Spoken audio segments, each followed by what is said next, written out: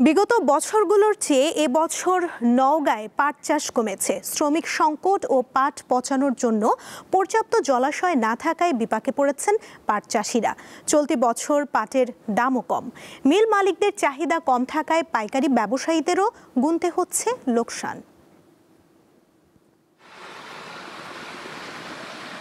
বিগত কয়েক বছর পাট চাষ করে লাভের মুখ দেখেন নওগাঁর পাট চাষিরা।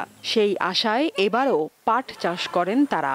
রাসায়নিক সার ও কীটনাশক প্রয়োজন না হওয়ায় পাট চাষে লাভের মুখ দেখেন কৃষকরা। এবছর পাট কাটার সময় বেশ কিছু সংকটে পড়েন নওগাঁর কৃষকরা। রয়েছে পাট জাগ দেয়ার পানির অভাব, শ্রমিক সংকট। এত কিছুর পর বর্তমানে নওগাঁর হাটগুলোতে প্রতি মণ পাট প্রকারভেদে বিক্রি হচ্ছে ২৫০০ থেকে ৩০০০ টাকায়, যা গত বছরের চেয়ে কম। জলাশয়ের কারণে এই পাট পচানো যাচ্ছে না এবং কৃষকের শ্রম বেড়ে গেছে, যার কারণে সোনালী আঁশটা আর চাষ করা সম্ভব হচ্ছে।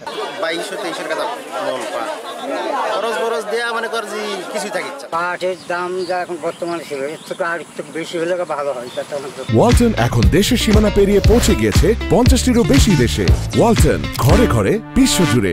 অভ্যন্তরীণ পাটকলগুলো বন্ধ হয়ে যাওয়া, মিল সিন্ডিকেট, পাটজাত পণ্য উৎপাদন ও বহুমুখী পণ্যের ব্যবহার কমে যাওয়া সহ বিভিন্ন কারণে পাটের দাম কম। পাট রপ্তানি বাড়ানোর পাশাপাশি পলিথিনের বিকল্প হিসেবে পরিবেশ বান্ধব পাট ব্যবহার বাড়াতে সরকারি পদক্ষেপ জরুরি বলে জানান তারা। এই মিল সিন্ডিকেটের কারণে হয়তো পাটের দাম কমে যাচ্ছে, আর বিদেশে যদি রপ্তানি করা যায় তাহলে হয়তো বৈদেশিক মুদ্রা অর্জন করা যাবে। পাটজাত যেগুলো দ্রব্য আছে সেগুলো সরকারকে তৈরি করে সেগুলো বাজারে ব্যবহারজাত করার উদ্যোগ গ্রহণ করতে হবে। গত বছর জেলায় ১১টি উপজেলার ৩৫৫০ হেক্টর জমিতে পাট চাষ হয়। এবছর পাট চাষ কমেছে।